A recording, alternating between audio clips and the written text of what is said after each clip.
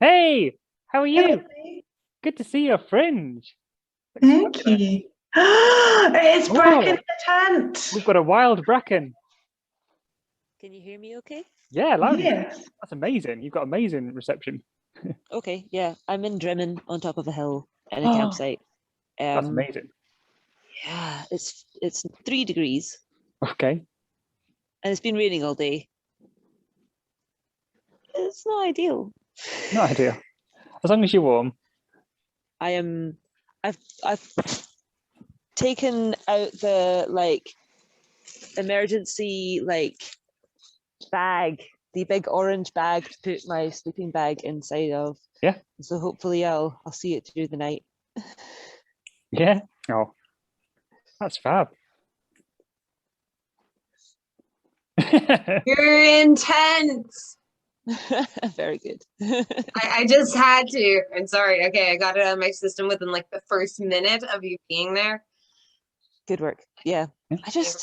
Last week was such nice weather and it was so Yeah. warm. And now it's 3 degrees and it's been raining all day. And I had dreams of just like getting to the campsite where I'm meant to be going and like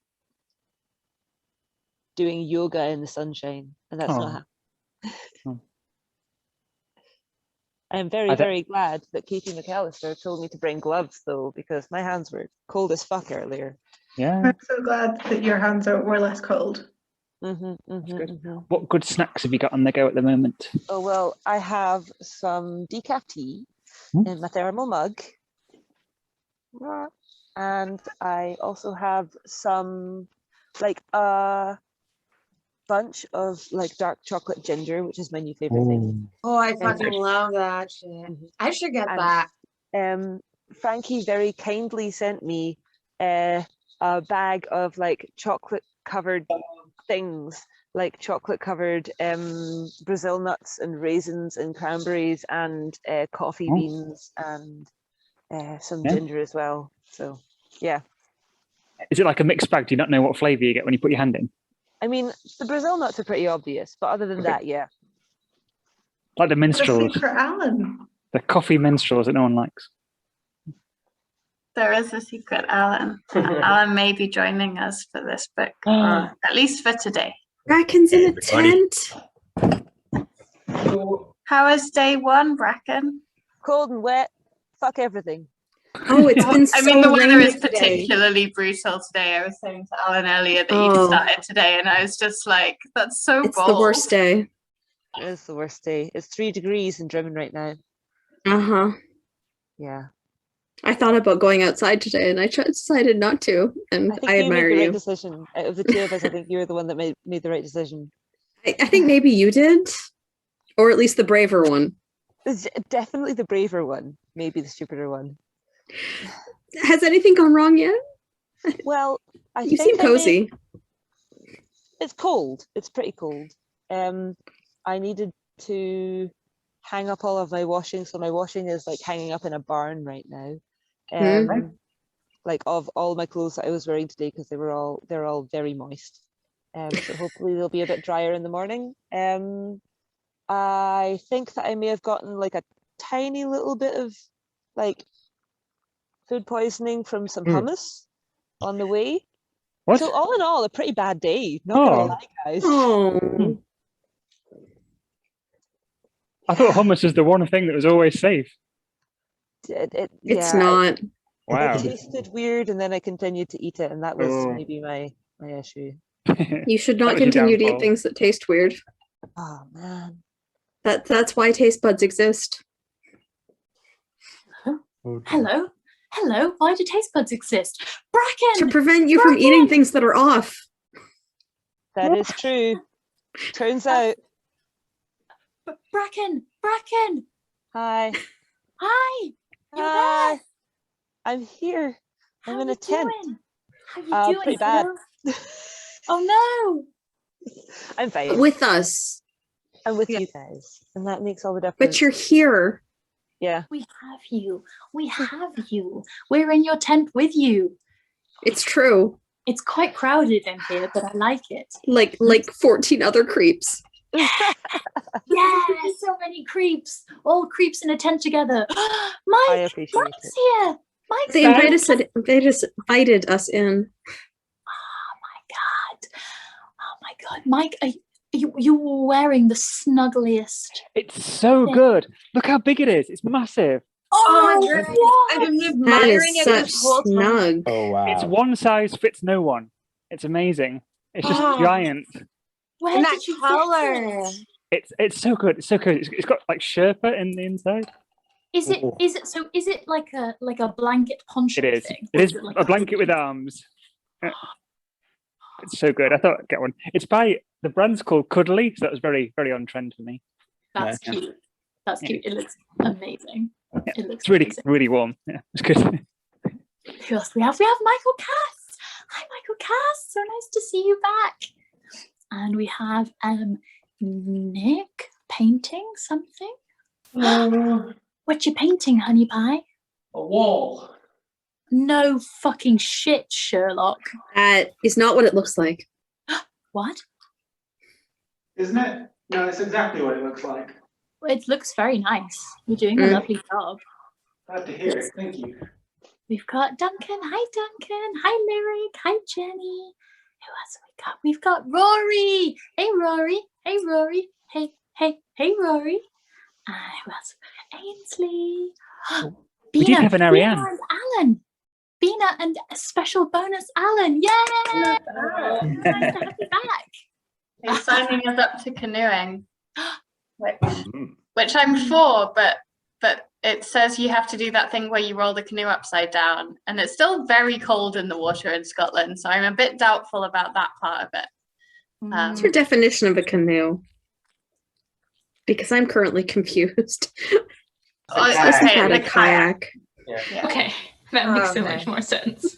Yeah, I was confused too. All the Canadians are suddenly confused. Canadians go, what? That's not how canoes work. Like, I have whitewater canoed, and you fall out of the canoe.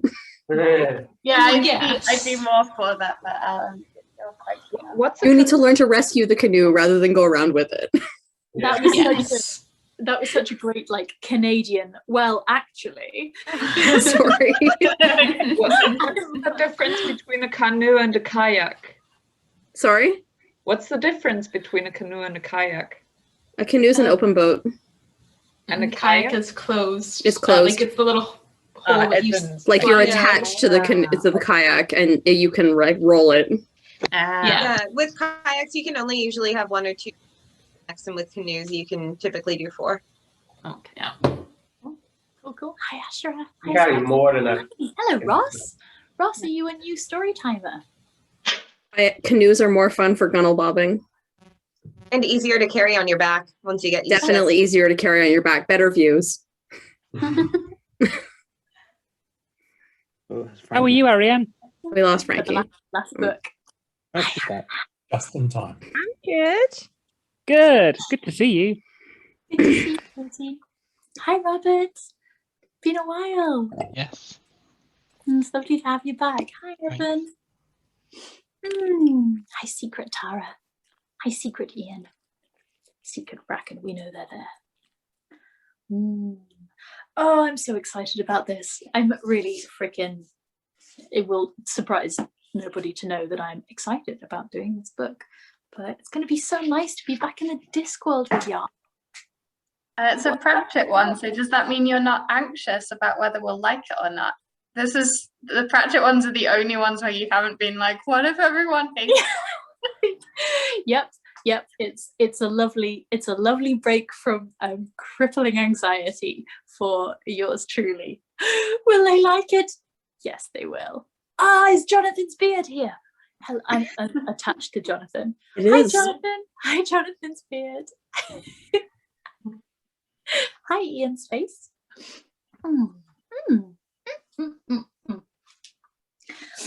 Well, I hope you like the new Storytime background.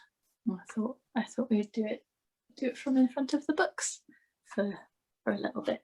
see how It's that very is. aesthetically pleasing, especially with your really neutral top, so the books really make you pop, even though they're the colorful things. Lyric. you. Now, what time is it? Will we have a Katie? Yes, it Okay. should be arriving momentarily. We can only see your legs. It's like, Mhm. See feet on a ladder. It's very arty. Ba-da-da, ba-da-da-da. Mm. Hey, Ariadne. Sounds like an approaching Katie. Another mighty beard appears. Another mighty beard appears. Where? God, I hate And doing a this. kitten. Kitten. Oh, Hello. Look, do you want to see the camera? No.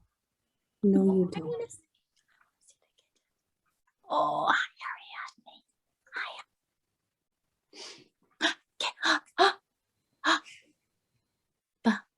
Ba-da, ba-da, ba-da, ba-di-dee-da-da, do-do-do-do-do-dee-da-ba. A-bee-bee-da, ba-da-dee-dee-dee-dee, ba-da-ba-ba. Yay! Okay, everybody. Okay, everybody. Mute you all. Now.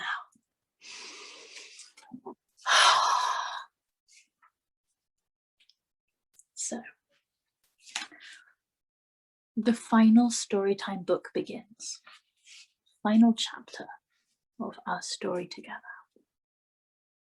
Night Watch by Terry Pratchett.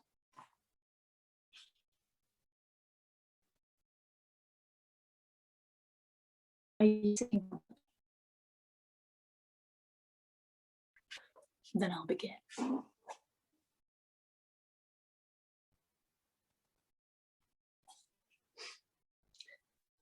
Sam Vimes sighed when he heard the scream, but he finished shaving before he did anything about it. Then he put his jacket on and strolled out into the wonderful late spring morning. Birds sang in the trees, bees buzzed in the blossom. The sky was hazy, though, and thunderheads on the horizon threatened rain later.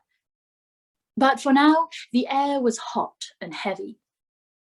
And in the old cesspit behind the gardener's shed, a young man was treading water. Well, treading anyway. Oh, is the video being bad? Is it okay for most people? Bear with me, I'll switch to data.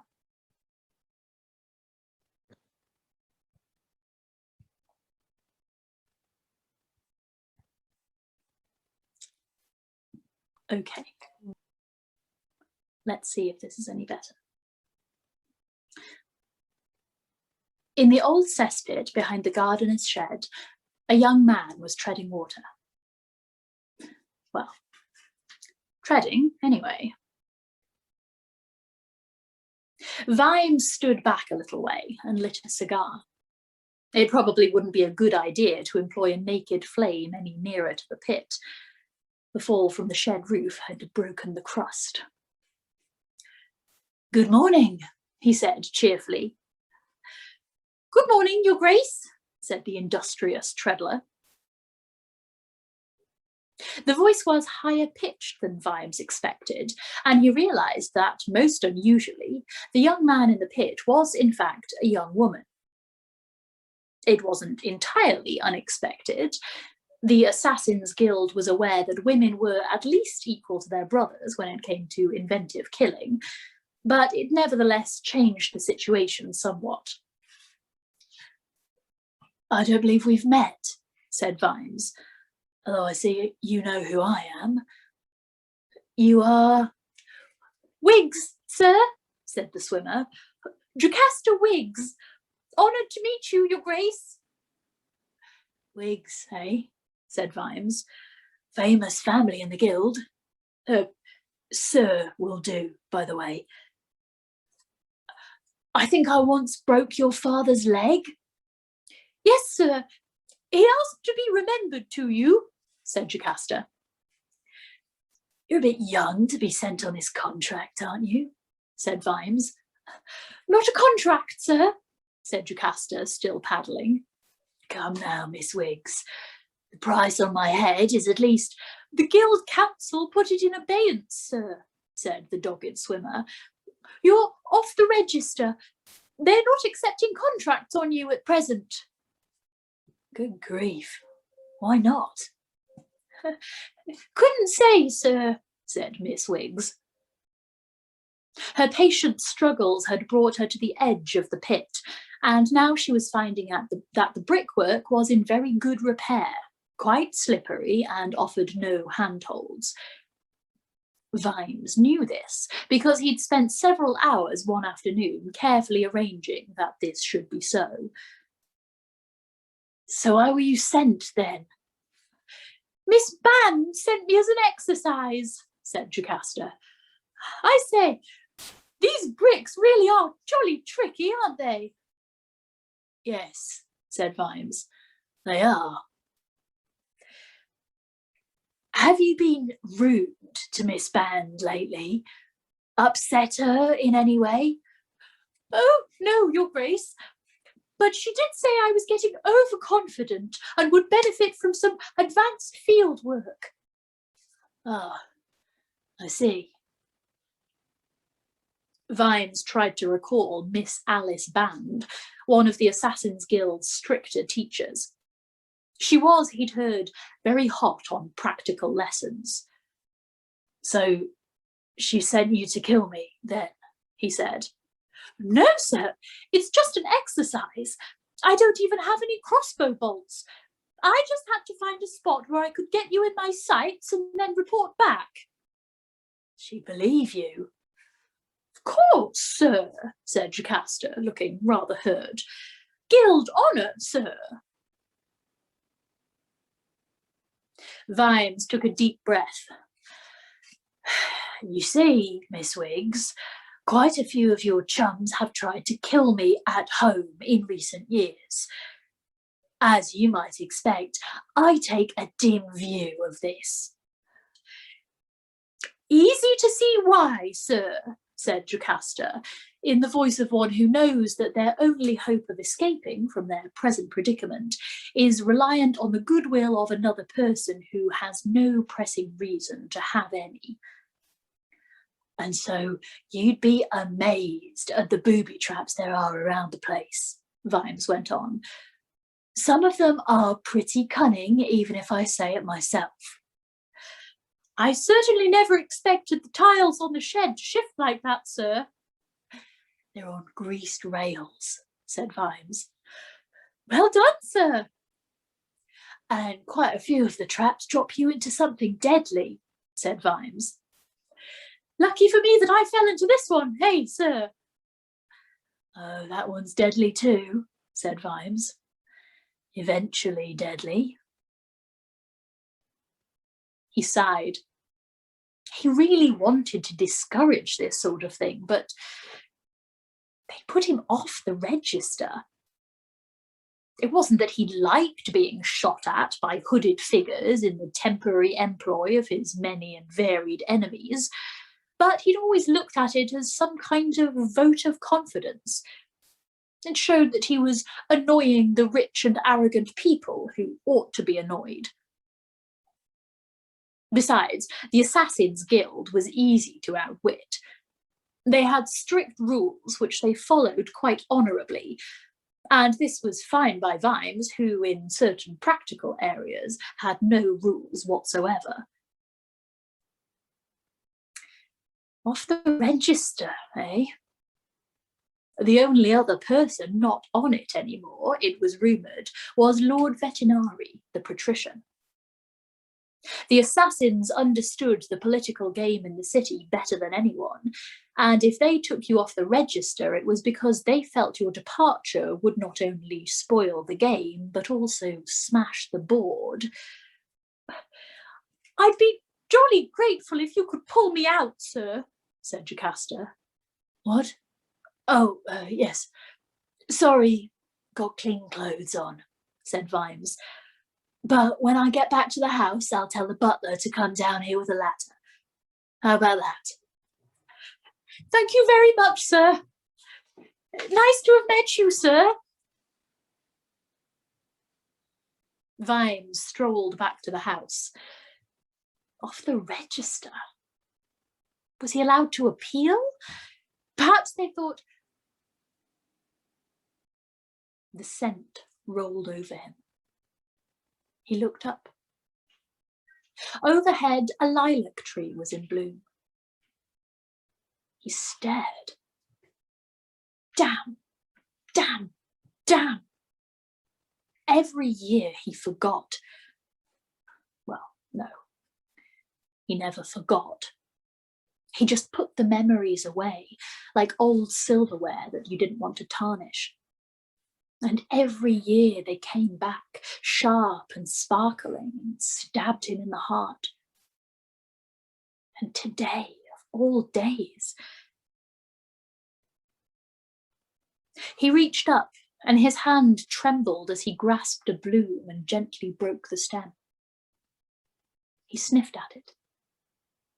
He stood for a moment, staring at nothing. And then he carried the sprig of lilac carefully back up to his dressing room. Willikins had prepared the official uniform for today. Sam Vimes stared at it blankly and then remembered.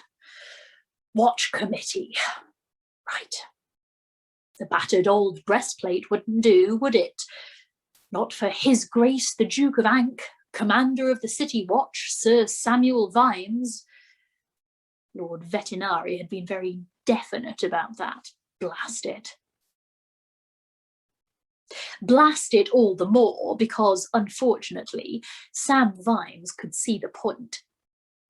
He hated the official uniform, but he represented a bit more than just himself these days. Sam Vimes had been able to turn up for meetings with grubby armour, and even Sir Samuel Vimes could generally contrive to find a way to stay in street uniform at all times. But a duke, well, a duke needed a bit of polish. A duke couldn't have the arse hanging out of his trousers when meeting foreign diplomats. Actually, even plain old Sam Vimes never had the arse hanging out of his trousers either, but no one would have actually started a war if he had. The plain old Sam Vimes had fought back. He got rid of most of the plumes and the stupid tights, and ended up with a dress uniform that at least looked as though its owner was male. But the helmet had gold decoration, and the bespoke armourers had made a new gleaming breastplate with useless gold ornamentation on it. Sam Vimes felt like a class traitor every time he wore it. He hated being thought of as one of those people that wore stupid ornamental armour. It was guilt by association. He twirled the sprig of lilac in his fingers and smelled again the heady smell. Yes, it hadn't always been like this. Someone had just spoken to him. He looked up. What? He barked. I inquired if her ladyship is well, your grace, said the butler, looking startled. Are you feeling all right, your grace? What? Oh, yes. No, I'm fine. So is her ladyship. Yes, thank you. I popped in before I went outside. Mrs. Content is with her. She says it won't be for a while. I have advised the kitchen to have plenty of hot water ready, your grace, nevertheless, said Willikins, helping Vimes on with the guilty breastplate. Yes. Why do they need all that water, do you think? I couldn't say, your grace, said Willikins. Probably best not to inquire. Vimes nodded. Sybil had already made it quite clear, with gentle tact, that he was not required on this particular case. It had been, he had to admit, a bit of a relief. He handed Willikins the sprig of lilac. The butler took it without comment, inserted it into a little silver tube of water that would keep it fresh for hours, and fixed it onto one of the breastplate straps. "Time moves on, doesn't it, Your Grace?" he said, dusting him down with a small brush.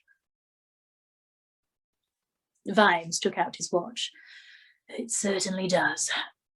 Look, I'll drop in at the yard on my way to the palace, sign what needs signing, and I'll be back as soon as possible, all right?" Willikins gave him a look of almost unbutlery concern. "I'm sure her ladyship will be fine, Your Grace," he said. "Of course, she is not young," said Vimes. "I would say she is richer in years than many other primi gravidae," said Willikins smoothly. "But she is a well-built lady, if you don't mind my saying so, and her family have traditionally had very little trouble in the childbirth department." "Primi what?" "New mothers, Your Grace. I'm sure her ladyship would much rather know that you are running after miscreants than wearing a hole in the library carpet." "I expect you're right, Willikins." Oh, yes, there's a young lady dog paddling in the old cesspit, Willikins." "Very good, Your Grace. I shall send the kitchen boy down there with a ladder directly. And a message to the Assassin's Guild?" "Good idea. She'll need clean clothes and a bath." "I think perhaps the hose in the old scullery might be more appropriate, Your Grace. To start with, at least." "Good point. See to it. And now I must be off."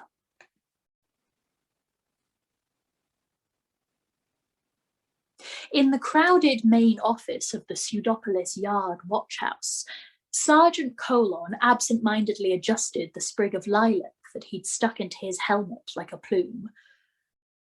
"They go very strange, Nobby," he said, leafing listlessly through the morning's paperwork. "It's a copper thing. Happened to me when I had kids. You get tough." "What do you mean, tough?" said Corporal Nobbs, possibly the best living demonstration that there was some smooth evolution between humans and animals. "Well," said Colon, leaning back in his chair, "it's like, well, when you're our age." He looked at Nobby and hesitated. Nobby had been giving his age as probably 34 for years. The Nobbs family were not good at keeping count. "I mean, when a man reaches a certain age," he tried again, "he knows the world is never going to be perfect. He's got used to it being a bit manky," Nobby suggested. Tucked behind his ear, in the place usually reserved for his cigarette, was another wilting lilac flower. "Exactly," said Colon. "Like, it's never going to be perfect, so you just do the best you can, right? But when there's a kid on the way, well, suddenly a man sees it different. He thinks, my kid's going to have to grow up in this mess. Time to clean it up. Time to make it a better world." He gets a bit keen, full of ginger. When he hears about strong in the arm, it's going to be very hot around here for... "Morning, Mr. Vimes." "Talking about me, eh?" said Vimes, striding past them as they jerked to attention. He had not, in fact, heard any of the conversation, but Sergeant Colon's face could be read like a book, and Vimes had learnt it by heart years ago. "Just wondering if the happy event," Colon began, trailing after Vimes as he took the stairs 2 at a time. "It hasn't," said Vimes shortly. He pushed open the door to his office. "Morning, Carrot." Captain Carrot sprang to his feet and saluted. "Morning, sir. Has Lady—" "No, Carrot, she has not. What's been happening overnight?" Carrot's gaze went to the sprig of lilac and back to Vimes's face. "Nothing good, sir," he said. "Another officer killed." Vimes stopped dead. "Who?" he demanded. "Sergeant Strong in the arm, sir. Killed in Treacle Mine Road. Carcer again." Vimes glanced at his watch. They had 10 minutes to get to the palace. But time suddenly wasn't important anymore. He sat down at his desk. "Witnesses?" "3 this time, sir." "That many?" "All dwarfs. Strong in the arm wasn't even on duty, sir. He'd signed off and was picking up a rat pie and chips from a shop and walked out straight into Carcer. Devil stabbed him in the neck and ran for it. He must have thought we'd found him. We'd been looking for the man for weeks. And he bumped into poor old Strong in the arm when all the dwarf was thinking of was his breakfast. Is Angua on the trail?" Up to a point, sir," said Carrot awkwardly. "Why only up to a point?" Well, we assume it was Carcer, dropped an aniseed bomb in Sator Square. Almost pure oil." Vimes sighed. It was amazing how people adapted. The Watch had a werewolf. That news had got around in an underground kind of way. And so the criminals had evolved to survive in a society where the law had a very sensitive nose. Scent bombs were the solution. They didn't have to be that dramatic.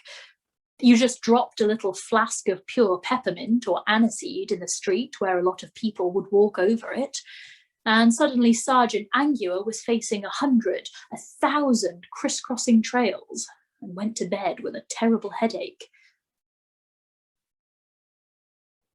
He listened glumly as Carrot reported on men brought off leave or put on double shift, on informers pumped, pigeons stooled, grasses rustled, fingers held to the wind, ears put on the street. And he knew how little it all added up to.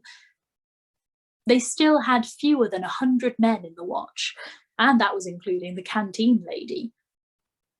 There were 1 million people in the city and 1 billion places to hide. Ankh-Morpork was built of bolt holes. Besides, Carcer was a nightmare. Vimes was used to the other kind of nut jobs, the ones that acted quite normally right up to the point where they hauled off and smashed someone with a poker for blowing their nose noisily.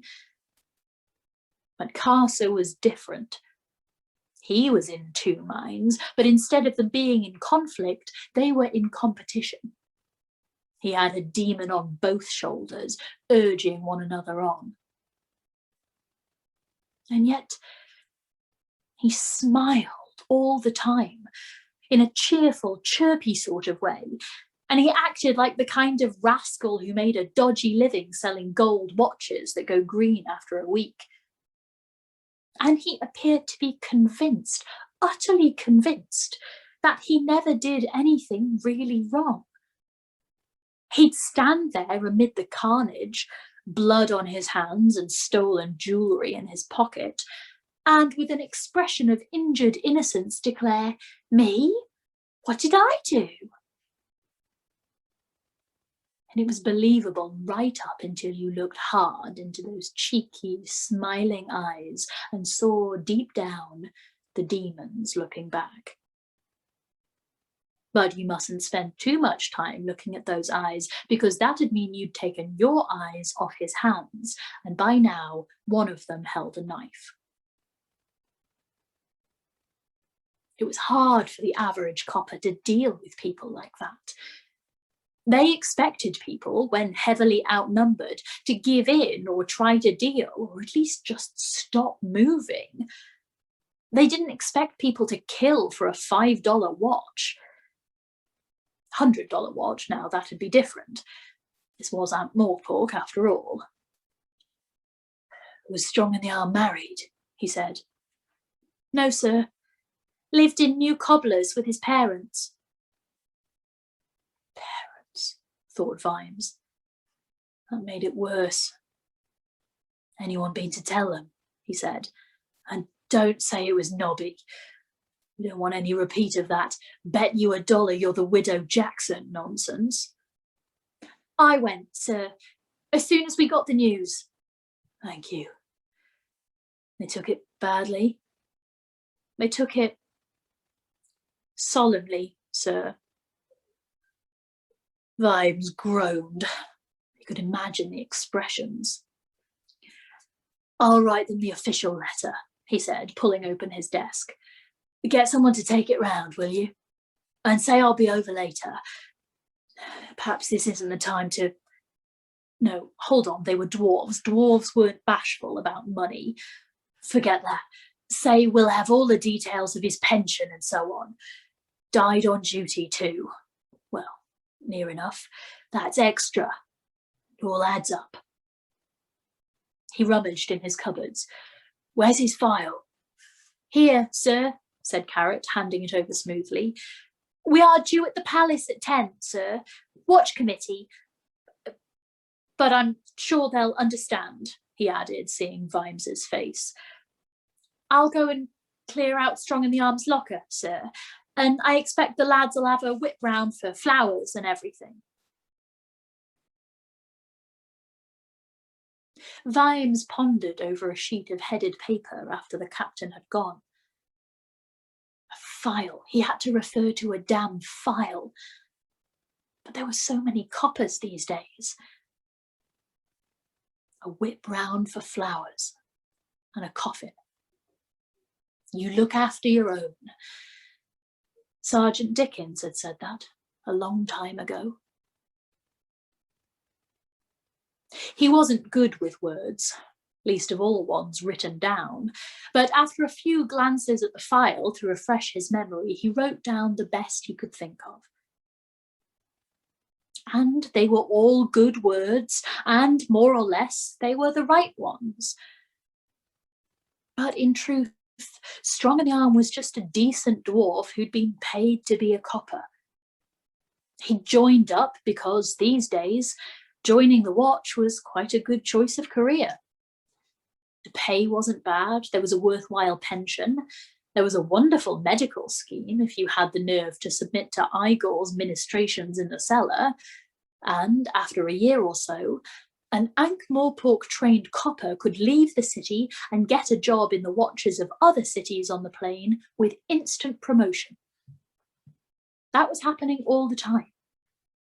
Sammies, they were called, even in towns that had never heard of Sam Vimes. He was just a little proud of that.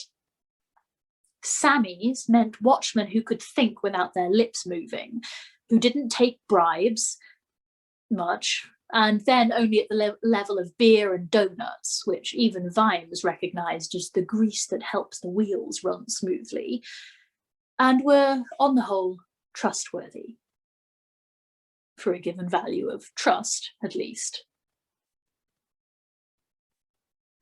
The sound of running feet indicated that Sergeant Detritus was bringing some of the latest trainees back from their morning run.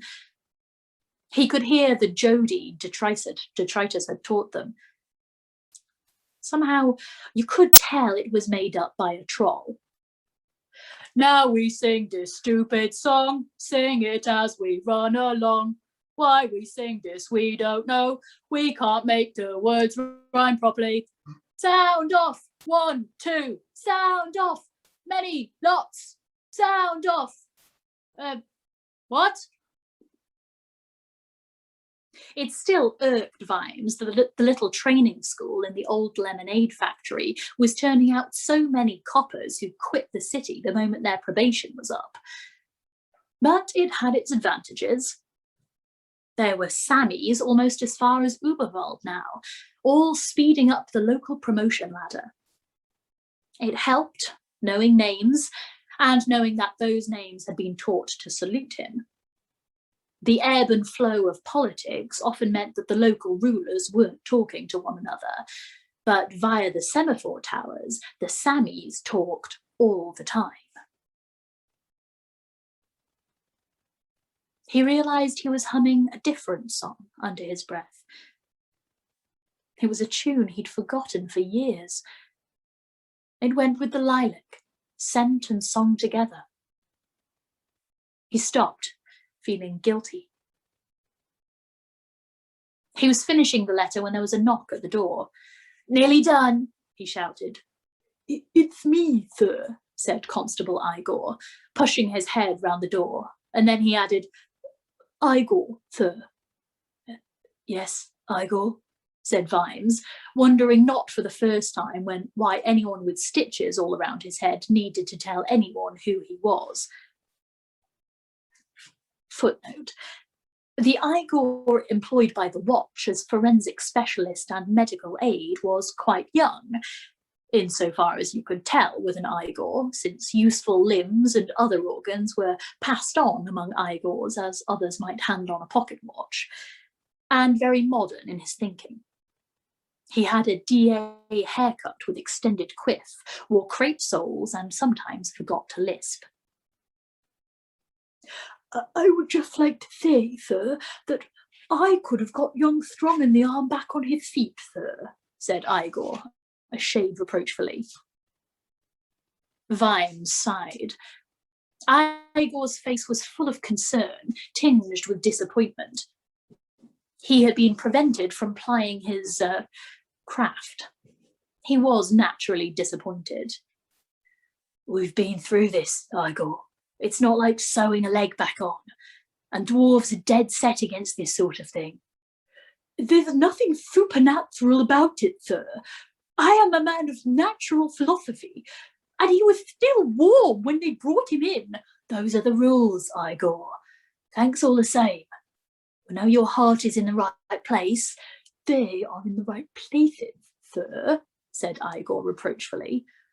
"That's what I meant," Vimes said, without missing a beat, just as Igor never did. "Oh, very well, sir," said Igor, giving up. He paused and then said, "How is her ladyship, sir?" Vimes had been expecting this. It was a terrible thing for a mind to do, but his had already presented him with the idea of Igor and Sybil in the same sentence. Not that he disliked Igor, quite the reverse. There were watchmen walking around the streets right now who wouldn't have legs if it wasn't for Igor's genius with a needle. But fine, she's fine, he said abruptly. "Only I heard that Mrs. Content was a bit worried." "Igor, there are some areas where... Look, do you know anything about women and babies?" "Not in so many words, sir, but I find that once I've got someone on the slab and had a good, rummage around, I can sort out most things." Vimes's imagination actually shut down at this point. "Thank you, Igor," he managed, without his voice trembling. "But Mrs. Content is a very experienced midwife." "Just as you say, sir," said Igor, but doubt rode on the words. "And now I've got to go," said Vimes. "It's going to be a long day." He ran down the stairs, tossed the letter to Sergeant Colon, nodded to Carrot, and they set off on a fast walk for the palace. After the door had shut, one of the watchmen looked up from the desk where he'd been wrestling with a report and the effort of writing down, as policemen do, what ought to have happened. "Sarge?" Yes, Corporal Ping. Why are some of you wearing purple flowers, Sarge? There was a subtle change in the atmosphere, a suction of sound caused by many pairs of ears listening intently. All the officers in the room had stopped writing. I mean, I saw you and Reg and Nobby wearing them this time last year, and I wondered if we were all supposed to... Ping faltered. Sergeant Colon's normally amiable eyes had narrowed, and the message they were sending was, "You're on thin ice, lad, and it's starting to creak." I mean, my landlady's got a garden and I could easily go and cut a... Ping went on in an uncharacteristic attempt at suicide. You'd wear the lilac today, would you? Said Colon quietly. I just meant that if you wanted me to, I could go and... Were you there? Said Colon, getting to his feet so fast that his chair fell over. Steady, Fred, murmured Nobby. I didn't mean... Ping began. I mean, was I where, Sarge? Colon leaned on the desk, bringing his round red face an inch away from Ping's nose. If you don't know where there was, you weren't there, he said in the same quiet voice. He stood up straight again. Now, me and Nobby has got a job to do, he said. At ease, Ping. We are going out. This was not a good day for being Corporal Ping. Yes, said Colon. Standing orders, Sarge. You're the ranking officer, you see, and I'm orderly officer for the day. I wouldn't ask otherwise, but if you're going out, Sarge, you've got to tell me where you're going, just in case anyone has to contact you, see? I've got to write it down in the book, in pen and everything, he added. You know what day it is, Ping, said Colon. 25th of May, Sarge. And you know what that means, Ping? It means, said Nobby, that anyone important enough to ask where we're going knows where we've gone, said Fred Colon. The door slammed behind them.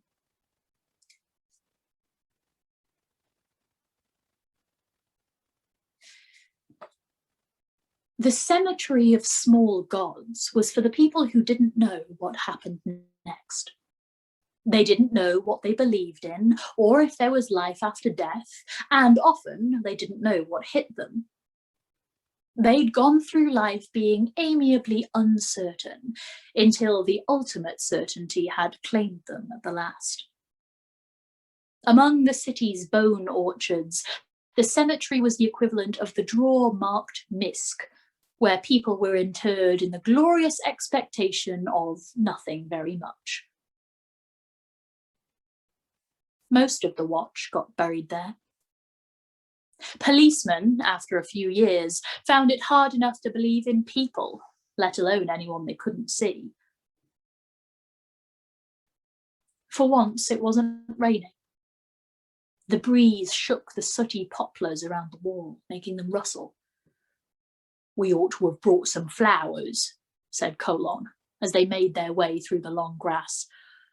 I could nick a few off some of the fresh graves, Sarge, Nobby volunteered. Not the kind of thing I want to hear you saying at this time, Nobby, said Colon severely. Sorry, Sarge.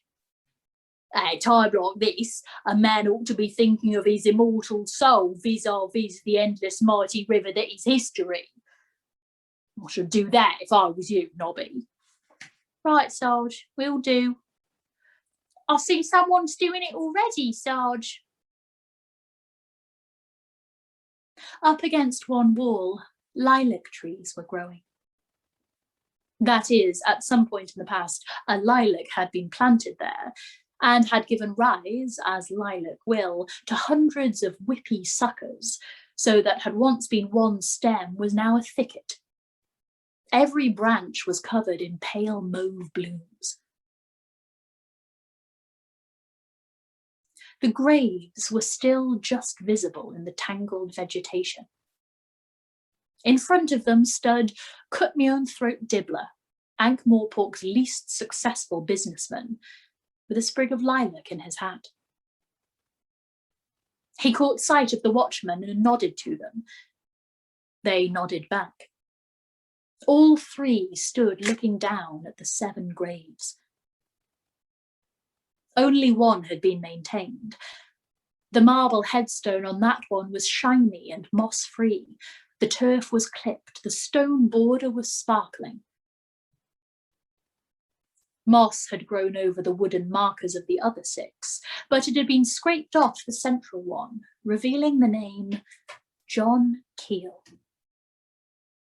And carved underneath, by someone who had taken some pains, was, "How do they rise up?" A huge wreath of lilac flowers, bound with purple ribbon, had been placed on the grave. On top of it, tied round with another piece of purple ribbon, was an egg.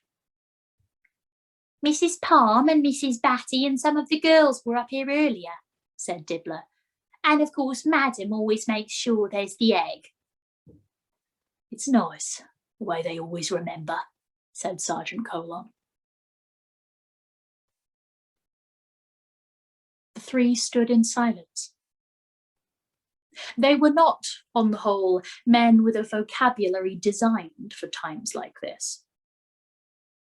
After a while, though, Nobby felt moved to speak.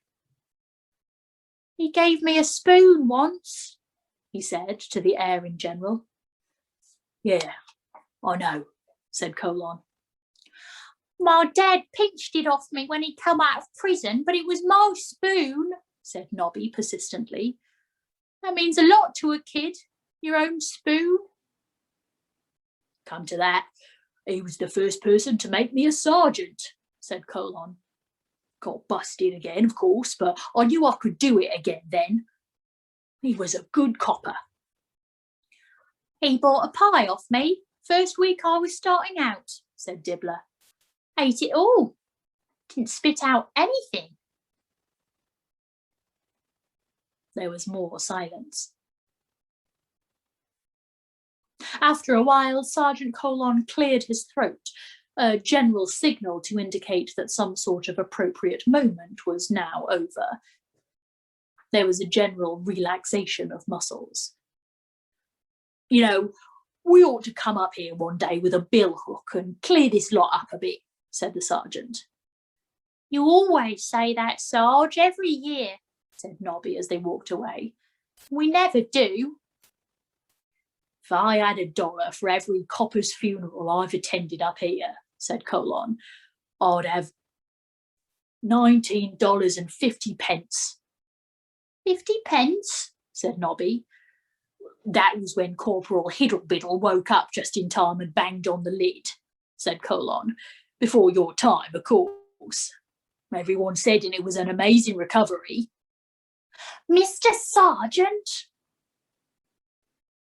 The 3 men turned.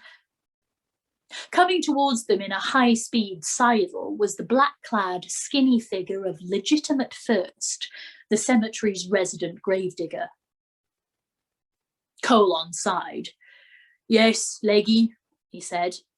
"Good morrow, sweet," the gravedigger began, but Sergeant Colon waved a finger at him. "Stop that right now," he said. "You know you've been warned before. None of that comic gravedigger stuff. It's not funny and it's not clever. Just say what you've got to say. No silly bits." Leggy looked crestfallen. "Well, good sirs." "Leggy, I've known you for years," said Colon wearily. "Just try, will ya?" "The deacon wants them graves dug up, Fred," said Leggy in a sulky voice. "It's been more than 30 years. Long past time they was in the crypts." "No," said Fred Colon. "But I've got a nice shelf for 'em down there, Fred," Leggy pleaded. right up near the front. We need the space, Fred. It's standing room only in here, and that's the truth. Even the worms have to go in single file. Right up near the front, Fred, where I can chat to him when I'm having my tea. How about that? The watchman and Dibbler shared a glance. Most people in the city had been into Leggy's crypts, if only for a dare, and it had come as a shock to most of them to realise that solemn burial was not for eternity, but only for a handful of years, so that, in Leggy's words, my wriggly little helpers could do their work. After that, the last resting place was the crypts, and an entry in the huge ledgers. Leggy lived down there in the crypts. As he said, he was the only one who did, and he liked the company. Leggy was generally considered weird, but conscientiously so. This isn't your idea, right? Said Fred Colon. Leggy looked down at his feet.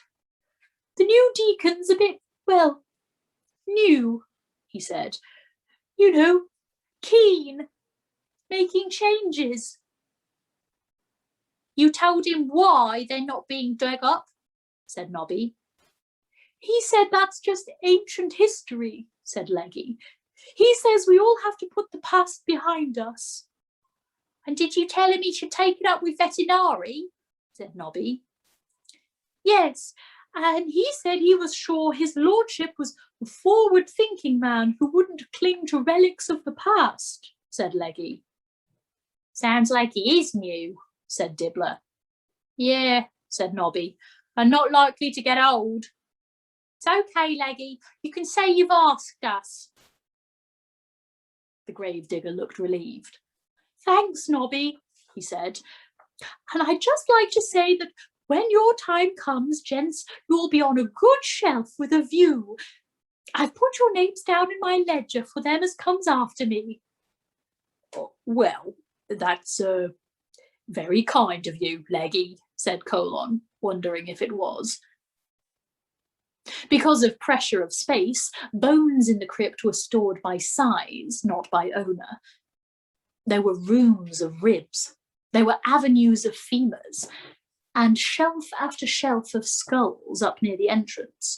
Of course, because a crypt without a lot of skulls wasn't a proper crypt at all. If some of the religions were right, and there really was bodily resurrection one day, Fred mused, there was going to be an awful lot of confusion and general milling about. I've got just the spot, Leggy began, and then stopped. He pointed angrily towards the entrance. You know what I said about him coming up here. They turned. Corporal Reg Shoe, a whole bouquet of lilac tied to his helmet, was walking solemnly up the gravel path. He had a long-handled shovel over his shoulder. It's only Reg, said Fred. He's got a right to be here, Leggy. You know that. He's a dead man. I'm not having a dead man in my cemetery. It's full of 'em, Leggy, said Dibbler, trying to calm the man down. Yeah, but the rest of 'em don't walk in and out. Come on, Leggy, you act like this every year, said Fred Colon. He can't help the way he was killed. Just because you're a zombie doesn't mean you're a bad person. He's a useful lad, Reg.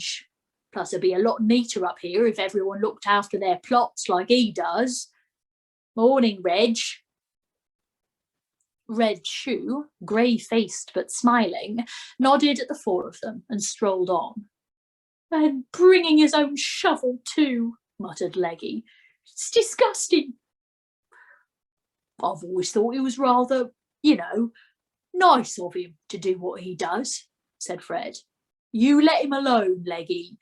If you start throwing stones at him like you did the year before last, Commander Vines will get to hear about it and there'll be trouble.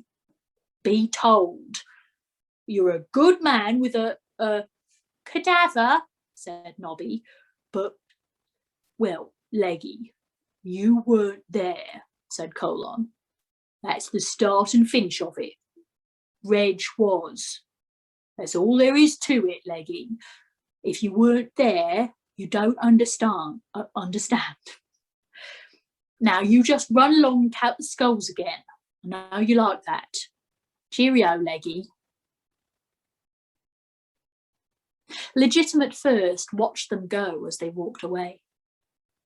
Sergeant Colon felt he was being measured up. I've always wondered about his name, said Nobby, turning and waving. I mean, legitimate. Can't blame a mother for being proud, Nobby, said Colon. How are we doing for time? What time is it? It's 10. Or we'll maybe call it there.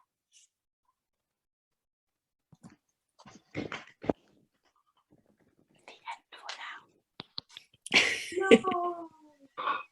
I love this story so much. That's so good. I love Rory's face the entire time. Rory's face was a goddamn delight. Oh my god, I can't wait to see that gallery view. I just, like, this is for real one of my favorite stories, and it feels very appropriate. And also, the thought occurred to me, there's a non-zero possibility that a finale will be on the 25th of May. I know, right? The second I read the date, I was like, oh, please, please, please, please, please, please, please, please.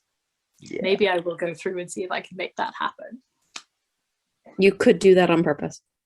Well, you have the power. Really short sessions or really long sessions. Yes. They'll all be like a perfectly normal length, and then on like the 24th of May, I'll be like, right, it's going to be a 3.5-hour session. You're going to be like, wait, no. On the 15th of May, someone has a party, and we can't have a. It's not possible.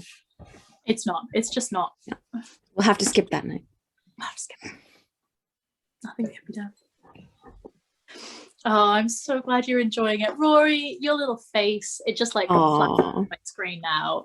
And I just like for real. I've read this book like I don't know a dozen times or something, and just hearing it in your voice, like up on the slab and have a good rummage around.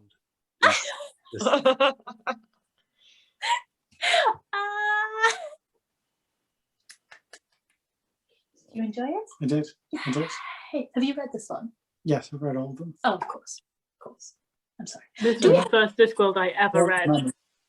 Was it? It was my intro, and it was the one that got me hooked. Yes. Do we have anyone here who hasn't read it or I don't doesn't know remember it? anything about it. Nick hasn't heard it before. I haven't read it. All my projects have been for you. I've read it. Haven't read it, but I've given it as a gift to many people. Weirdly. I'm so excited for you all. This is one of my favorites. I'm really excited for everyone. So I was really enjoying Shan's reactions. Like I could see you like chortling away at fucking like at legitimate. Is the series out yet? Oh, I don't know. I believe it is because I think one person I spoke to has already watched it. And did they find it as shit as it seemed? I don't remember getting a shit review, but I think we're both people who in conversation tend to like find 5 tangents per sentence. So I don't remember if we actually got as far as how was it. No, I've watched the first 2 episodes. Yeah. It's not great. Another low-budget fantasy series that shares a few character names with Pratchett. That's about it. If you can take it as itself, it's probably okay. And probably worth reading like the first, like reading Guards and reminding yourself what Vimes was like at the very start. Definitely. A drunk.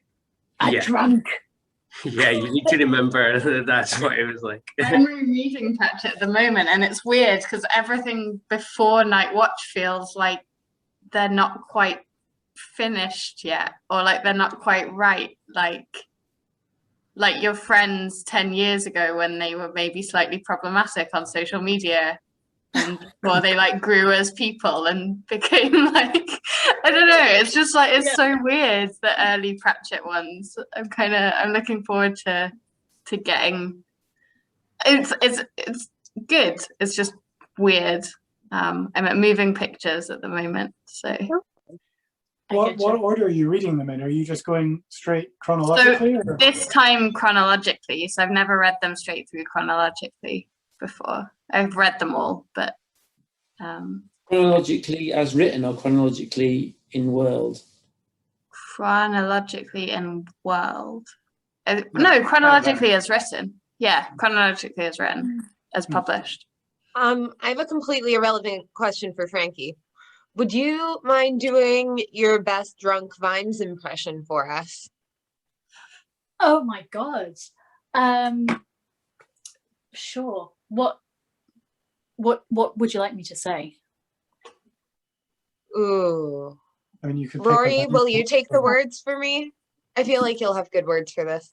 Oh, what would you like me to say, Rory, my love? Oh, not drawing a blank, bugger.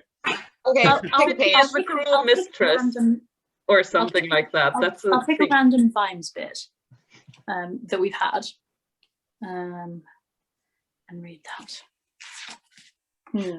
Maybe I won't find one. I'll come tomorrow.